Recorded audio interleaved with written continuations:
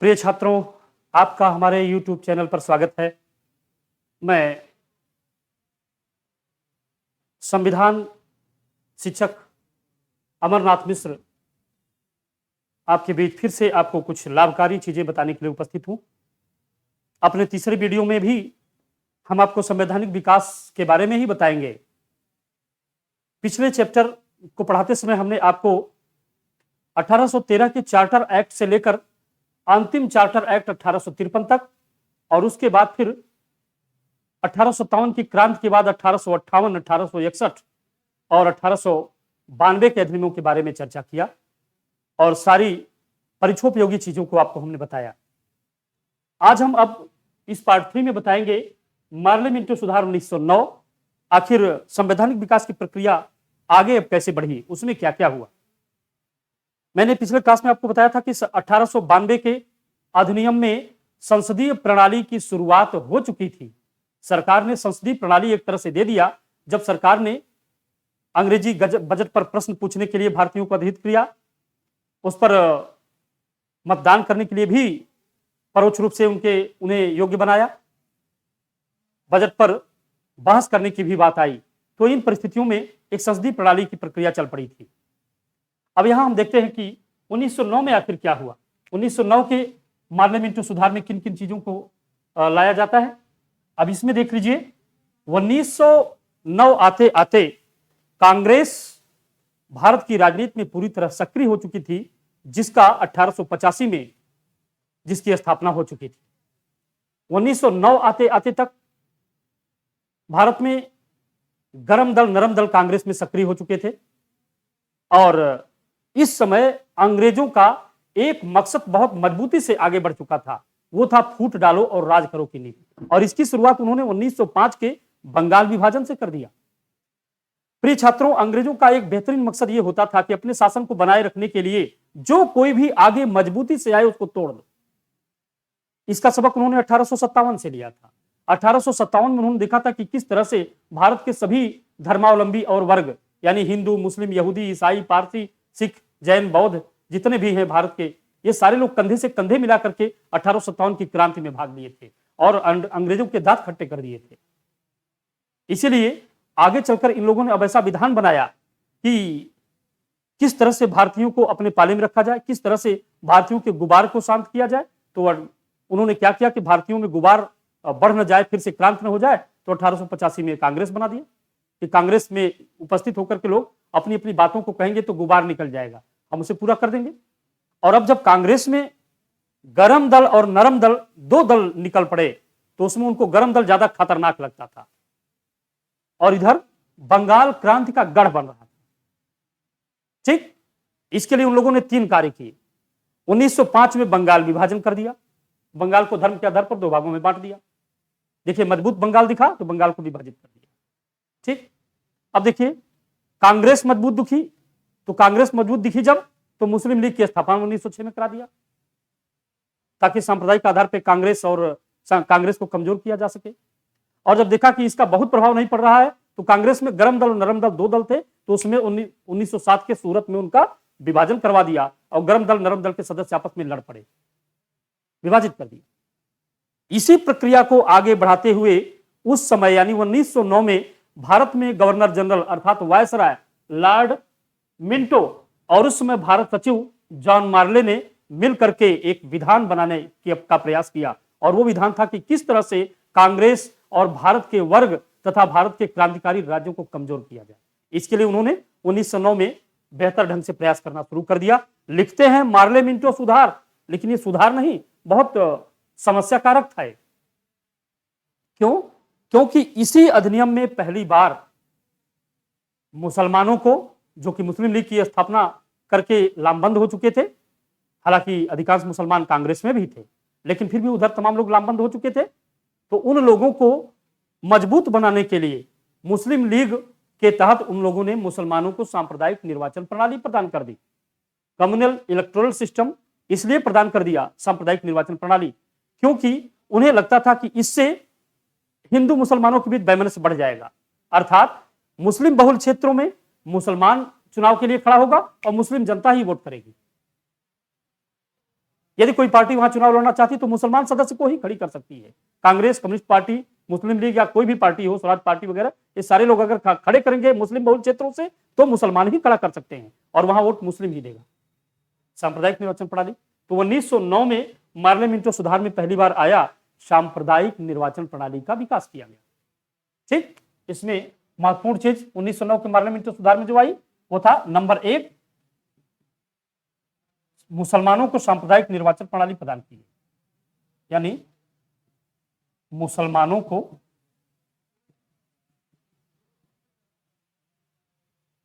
सांप्रदायिक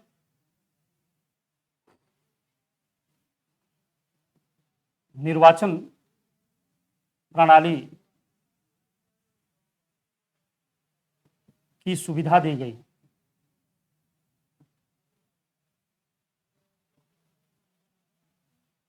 ये देखिए, मुसलमानों को सांप्रदायिक निर्वाचन प्रणाली की सुविधा दी गई इस बार 1909 में। और जान लीजिए, गवर्नर जनरल की काउंसिल का थोड़ा विस्तार हो गया।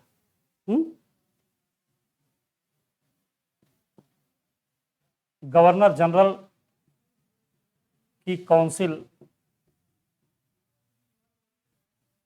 का विस्तार हुआ।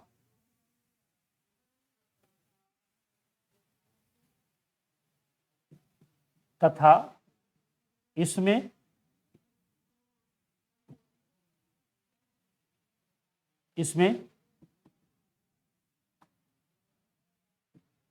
दो भारतीयों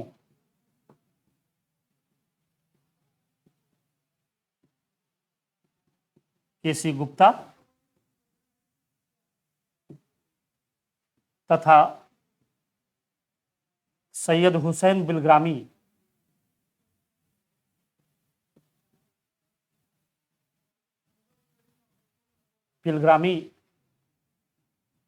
को स्थान दिया गया।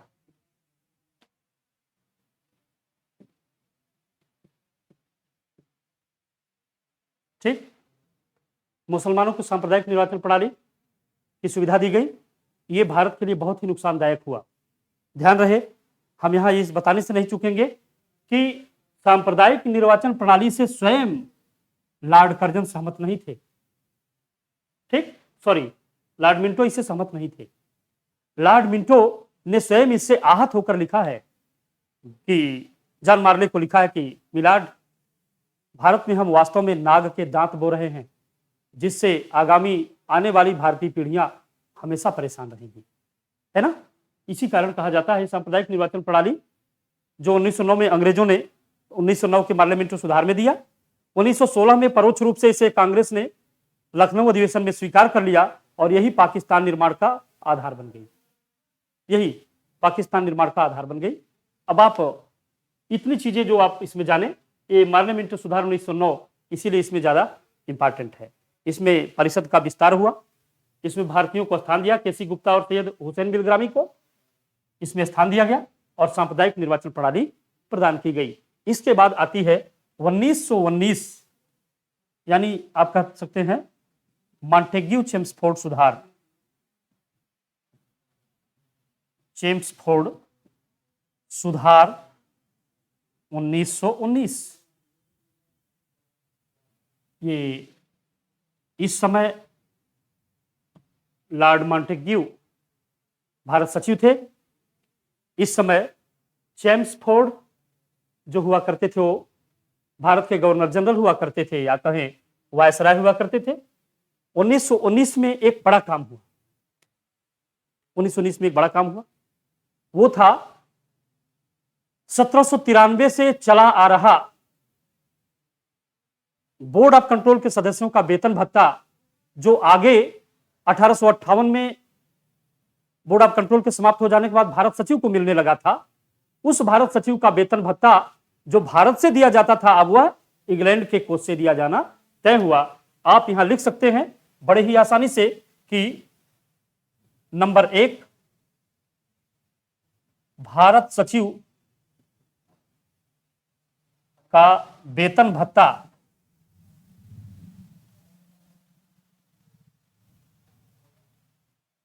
इंग्लैंड के कोष से दिया जाना तय। इंग्लैंड के कोष से दिया जाना तय हुआ, अर्थात पहले तो ये भारत से दिया जाता था,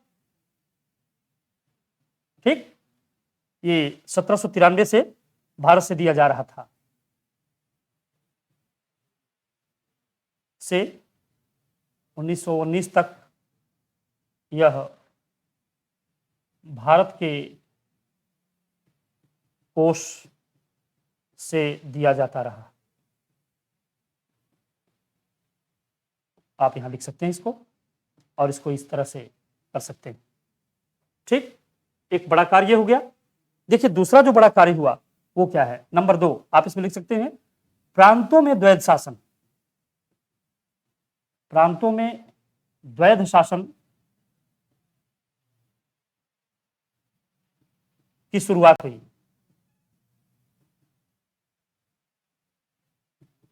प्रांतों में द्वैध शासन की शुरुआत हुई, कहेंगे ये कैसे? इसके लिए आप कह सकते हैं कि अब इस समय तक प्रांतों में विधानसभाएं दे दी गई। प्रांतों में विधानसभाएं यानी काउंसिल का विस्तार कर दिया गया, और उसमें जो लोग भाग लेने आए वो लोग विधायक बने, मंत्री बने तो एक उनका शासन हो गया, और केंद्र से एक गवर्नर जनरल का शासन हो गया। तो प्रांतों में द्वैध शासन की शुरुआत हो गई, ठीक। अब तक केंद्र में द्वैध शासन था, अब प्रांतों में द्वैध शासन हो गया, ठीक। भारतीय सचिव का वेतन भत्ता इंग्लैंड के कोष से दिया जाना तय हुआ। 1793 से 1919 तक एक भारत के कोष से दिया जाता रहा। ये 2 कार्य हो गए। नंबर 3 देखिए, इसमें नंबर 3 जो हुआ वो था महिलाओं को भी मतदान का अधिकार मिला। ध्यान रहे, ये आर्थिक रूप से मजबूत महिलाएं जो थी उनको, है ना, 1926 से सभी महिलाओं को मिला, लेकिन 1919 से इसकी शुरुआत कर दी गई थी, तो मतदान का अधिकार दिया गया।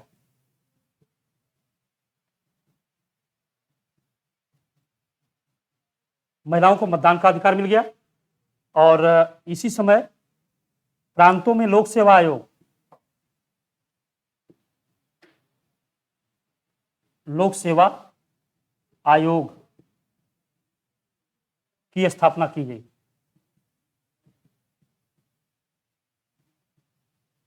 ये इतनी चीजें आपके सामने हैं, ठीक। 1919 के भारत मॉन्टेग्यू चेम्सफोर्ड सुधार अधिनियम में भारत सचिव का वेतन भत्ता इंग्लैंड के कोष से दिया जाना तय हुआ। ये 1793 से और 1919 तक ऐसा था कि वो भारत के कोष से दिया जाता था, लेकिन 1919 में हो गया इंग्लैंड के कोष से मिलेगा। प्रांतों में द्वैध शासन की शुरुआत हो गई। क्यों? क्योंकि प्रांतों में विधानसभाएं हो गई, लोग विधायक बने, मंत्री बने, तो इस तरह से उनको प्रांत में कुछ कार्य करने का अधिकार मिला। तो एक उनका शासन, एक गवर्नर जनरल का केंद्र से शासन, प्रांतों में द्वैध शासन हो गया।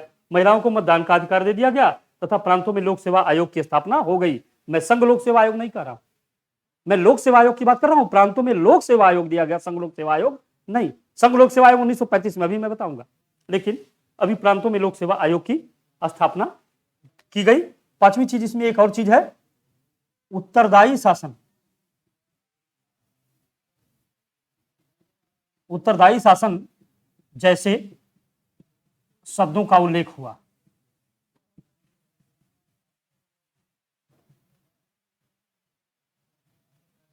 उत्तरदायी शासन जैसे शब्दों का उल्लेख हुआ। डियर स्टूडेंट, ये इतनी चीजें आपके सामने हैं। अब हम इसमें इसके बाद आपको बताना चाहेंगे, इस अधिनियम के बाद तब आता है 1935 का भारत शासन अधिनियम। आप इसको बेहतर ढंग से देख लीजिए, और बेहतर ढंग से देख लेने के बाद तो तैयार हो जाइए भारत शासन अधिनियम को जानने के लिए, जो इंग्लैंड की सरकार द्वारा दिया गया अंतिम था। क्योंकि 1935 के बाद 1942 भारत छोड़ो आंदोलन, फिर द्वितीय विश्व युद्ध में इंग्लैंड कमजोर हो गया, और इन परिस्थितियों में आखिरकार आया कैबिनेट मिशन, और उसने लंबे समय से चली आ रही कॉन्स्टिट्यूशनल कमेटी की मांग को स्वीकार कर लिया, जिसे कभी लोकमान्य बाल गंगाधर तिलक ने मांगा था। व्यवस्थित रूप से इसे महात्मा गांधी ने मांगा। तो आप इसे देख लीजिए कि कॉन्स्टिट्यूशनल डेवलपमेंट कैसे हुआ इंडिया में, यहां तक, क्योंकि इसके बाद में अब डेवलपमेंट का जो आखिरी पड़ाव है उसे पढ़ाने जा रहा हूं। तब तक चाय भी पी लूं, है ना। देख लीजिए,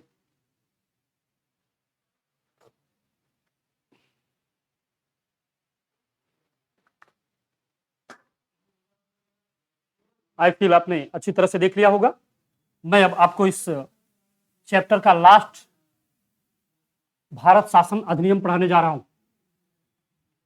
ध्यान रहे, भारत शासन अधिनियम इस मायने में ज्यादा इंपॉर्टेंट है क्योंकि हमारा वर्तमान संविधान सबसे ज्यादा अगर प्रभावित है तो वो भारत शासन अधिनियम 1935 से 1935 के अधिनियम में पहली बार ऐसी तमाम चीजें दी गई। इसमें तमाम चीजें दी गई जो हमारे वर्तमान संविधान में आज भी है, और उसमें आप हेडिंग डालेंगे भारत शासन अधिनियम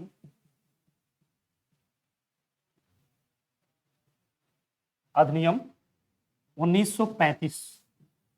इसके लिए हमें थोड़ा सा इतिहास में जाना होगा।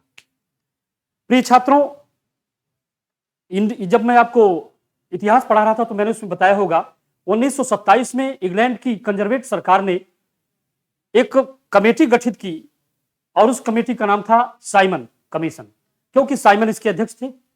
ये 7 सदस्यीय कमेटी थी और 7 सदस्यीय कमेटी में सभी के सभी अंग्रेज थे, व्हाइट मैन। ये सारे के सारे जो व्हाइट मैन थे यानी अंग्रेज थे, ये भारत के शासन के लिए अर्थात भारत में संवैधानिक विकास कितना हुआ इसके लिए लोग नियुक्त किए गए थे कि भारत में जाएंगे आप और भारत में देखेंगे कि भारत में डेवलपमेंट कॉन्स्टिट्यूशनल कितना हो चुका है। साइमन कमीशन इंडिया आया, हालांकि कांग्रेस ने उनका बहुत विरोध किया क्योंकि वे सभी लोग अंग्रेज थे और गांधी जी का पूछना था कि इसका मतलब मेरे हितों के बारे में आप ही लोग जानेंगे, हम अपने हितों के बारे में नहीं जानते। तो अंग्रेजों का कहना था कि yes we are व्हाइट्समैन and it's व्हाइट्समैन duty to customise all over world. हम सफेद लोगों का ये ड्यूटी है हम लोगों की, हम पूरे संसार को सभ्य बनाएं। खैर ये लोग भारत आए। बंबई बंदरगाह पर उतरने के बाद साइमन कमीशन का बड़ा विरोध हुआ। इतिहास का विषय है कि उसमें तमाम वारदातें हुई, जैसे लाला लाजपत राय जैसे महान स्वतंत्रता संग्राम सेनानी को पीट कर मार डाला गया। यहीं आपके लखनऊ के चारबाग में पंडित जवाहरलाल नेहरू को एक लाठी लगी और बेहोश हो गए। ये भी साइमन कमीशन के समय हुआ था। खूब पतंगबाजी हुई, बड़ा विरोध हुआ, लेकिन तमाम विरोध बगावत के बावजूद ऐसा भी हुआ कि लाला लाजपत राय के बदला लेने के लिए क्रांतिकारी आगे आए। चंद्रशेखर आजाद एंड टीम यानी सरदार भगत सिंह जैसे लोगों ने स्कॉट को मारना चाहा, लेकिन उसी में सैंडर्स को मार दिया, तो बदला भी ले लिया। सारी चीजें तो हुई, लेकिन इन तमाम विरोध बगावत के बावजूद साइमन कमीशन ने भारत का 2 बार दौरा किया और 2 बार पूरे भारतवर्ष का दौरा करने के बाद जो रिपोर्ट उन्होंने इंग्लैंड की असेंबली के सामने यानी इंग्लैंड की संसद के सामने लगाई, उस रिपोर्ट पर विचार विमर्श करने के लिए भारतवर्ष में उस रिपोर्ट पर विचार विमर्श करने के लिए इंग्लैंड के राजधानी लंदन में और राजा के महल में सेंट जेम्स पैलेस में 3 गोलमेज सम्मेलन बुलाए गए। यह भी इतिहास का विषय है कि दूसरे में ही गांधी जी ने भाग लिया था, लेकिन 3 गोलमेज सम्मेलन हुए थे। तीनों गोलमेज सम्मेलन के निष्कर्ष के परिणाम स्वरूप 1935 का भारत सरकार अधिनियम आया, जो मैं अब आपको पढ़ाने जा रहा हूं। 1935 के भारत सरकार अधिनियम में इंग्लैंड की असेंबली ने तय क्या किया। पहली बार इंग्लैंड की संसद ने स्वीकार किया India would be a federation, Bharat एक संघ होगा। पहली बार स्वीकार किया। आगे कहा अब जबकि भारत संघ होगा, हालांकि देखिए हम लोग फेडरेशन नहीं है, हम लोग यूनियन है ना। हाँ, यूनियन सबसे मजबूत होता है और फेडरेशन उतना मजबूत नहीं होता। और कॉन्फेडरेशन को तो कहिए मत, पता नहीं कैसे पॉलिटिकल साइंस के विद्वान लोग कहते हैं कॉन्फेडरेशन इज आइडियोलॉजी। अरे आइडियोलॉजी भाड़ में जाए, जिसको अपने से घर से जब जाए तब भाग जाने का अधिकार है। अरे कौन सी आइडियोलॉजी है भाई ये? नहीं, रूस को उसी में चौपट हो गई, दुनिया की बड़ी पावर। खैर अमेरिका, वहां भी बड़ा विचित्र है। अभी डाकोटा से होनोलुलु जाइए तो पहले डोमेस्टिक वीजा लीजिए। तो क्या करेंगे हम ऐसा? अरे हमारा देश है ना, यहाँ से बैठिए शशांक सर क्लासेस में पहुंचिए ना जहाँ जाना हो, है ना। एकदम तिरुवनंतपुरम से होते हुए घूमते टहलते फिर एकदम इधर नैमिषारण्य का दर्शन करते, पूरा लखनऊ का कबाब वबाब चबाते हुए आइए, आराम से यहाँ पढ़िए। ये पूरा देश है ना आपका। हाँ, ऐसे तो इस तरह से आप कह सकते हैं कि ये यूनियन है हम। तो यहाँ पे कहा गया भारत की एक संसद होगी, यानी जब भारत एक संघ होगा तो एक संघीय संसद होगी। बड़ा मजा आया सुन करके, भाई सरकार ने स्वीकार किया भारत की एक संसद होगी। यह भी कहा गया एक संघीय न्यायालय होगी। गजब, हमारी संघीय न्यायालय जैसे आजकल सुप्रीम कोर्ट संघीय न्यायालय उस तरह से थी।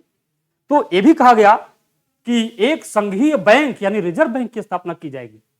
इंडिया के लोग भी कह लिए कि अरे वाह क्या बात है, मजा आ गया। मतलब संघीय न्यायालय, संघीय संसद, संघीय यानी रिजर्व बैंक, और इतना ही नहीं कहा यूपीएससी अर्थात यूनियन पब्लिक सर्विस कमीशन की भी स्थापना की जाएगी। क्वेश्चन उठ सकता है यूनियन पब्लिक सर्विस कमीशन की स्थापना कब हुई? 1935 के भारत शासन अधिनियम में पब्लिक सर्विस कमीशन की स्थापना हो गई। मैं बता चुका हूं, यूनियन पब्लिक सर्विस कमीशन की स्थापना 1935 के अधिनियम में हुई। पब्लिक सर्विस कमीशन की स्थापना 1919 के मॉन्टेग्यू चेम्सफोर्ड सुधार में हुई थी। इसको ध्यान दीजिएगा, नहीं तो गड़बड़ हो जाएगा। यूनियन पब्लिक सर्विस कमीशन संघ लोक सेवा आयोग और लोक सेवा आयोग, इसमें अंतर। लोक सेवा प्रांतों में होता है, असंघ लोक सेवा आयोग केंद्र यानी दिल्ली में होता है।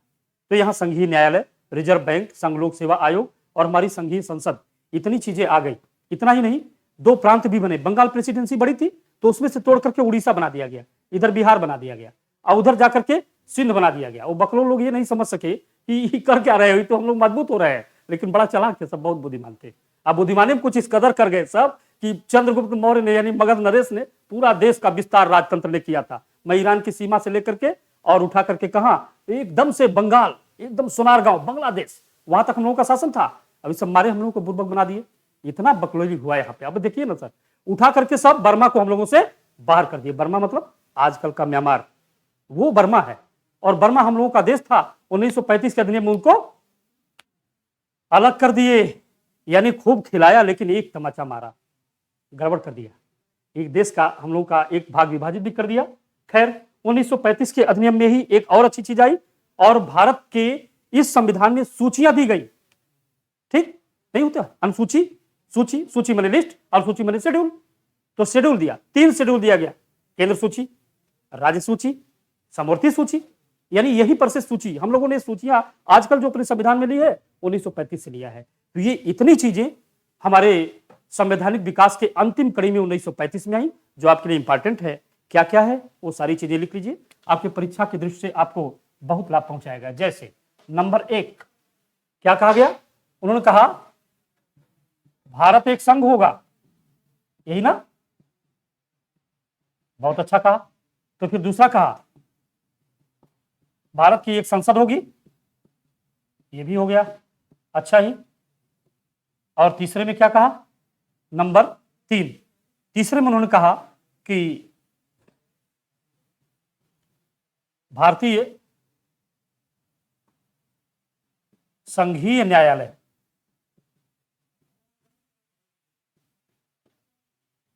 की स्थापना होगी, ये भी चीजें कह दिया। चौथा कहा संघीय बैंक या रिजर्व बैंक आप कह सकते हैं की स्थापना होगी, ये भी कह दिया। इतना ही नहीं, बल्कि पश्चिम में कह दिया पब्लिक सर्विस कमीशन होगा, तो यानी संघ लोक सेवा आयोग का गठन होगा, संघ लोक सेवा आयोग।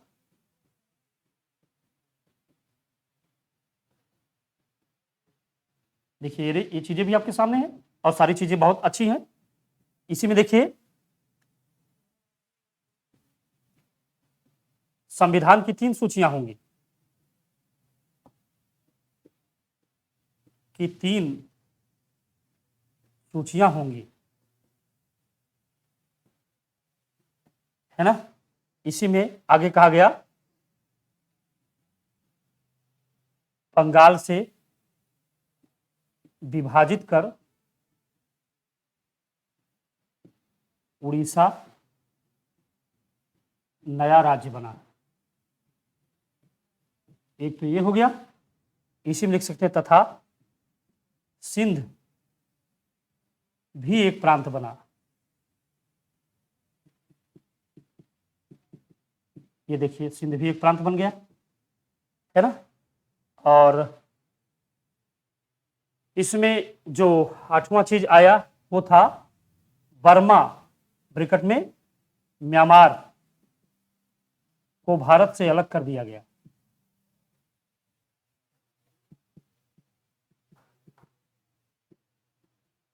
अलग कर दिया गया, बर्मा यानी म्यांमार को भारत से अलग कर दिया गया। ये इतनी चीजें हमारे संविधान के विकास की अंतिम कड़ी में आए कि भारत एक संघ होगा। अब जब संघ होगा तो कहा भारत की एक संसद भी होगी, भारतीय संघीय न्यायालय की स्थापना होगी, संघीय बैंक यानी रिजर्व बैंक स्थापित होगा, साथ ही साथ संघ लोक सेवा आयोग, संविधान की 3 सूचियां, बंगाल से विभाजित कर उड़ीसा को एक नया प्रांत बना दिया गया। इसी तरह सिंध भी एक नया प्रांत बना, आजकल वो पाकिस्तान में। इधर बर्मा यानी म्यांमार को भारत से अलग कर दिया गया। ये इतनी चीजें संवैधानिक विकास में आई। इसके बाद लंबे समय से जो संविधान की मांग हो रही थी, जिस संविधान की मांग को कभी लोकमान्य बाल गंगाधर तिलक ने किया, बाद में एम.एन. राय यानी मानवेंद्र नाथ राय ने कम्युनिस्ट पार्टी की तरफ से किया, और उसका सबसे व्यवस्थित ढंग से मांग किया था महात्मा गांधी ने, जिसे क्रिप्स मिशन के दौरान स्वीकार भी किया गया था आधे मन से सरकार द्वारा। लेकिन उसी को 1946 के कैबिनेट मिशन योजना के तहत, जिस कैबिनेट मिशन के अध्यक्ष लॉर्ड पैथिक लॉरेंस होते थे, जिसमें एबी अलेक्जेंडर और सर स्टेफर्ड क्रिप्स नाम के 2 सदस्य और थे, इन लोगों ने लंबे समय से चली आ रही भारत की संविधान सभा की मांग को स्वीकार कर लिया। कैबिनेट मिशन द्वारा संविधान सभा की मांग स्वीकार हुई, तो उसमें क्या क्या कार्य हुए, कौन कौन सी चीज सामने आई, जिससे वर्तमान संविधान हमारा बनकर तैयार हुआ, जिससे हमारा देश संचालित हो रहा है। इन चीजों को बताने के लिए हम नेक्स्ट वीडियो यानी आपके अगले क्लास में आपको बताएंगे। आज बस इतना ही। Thank you class.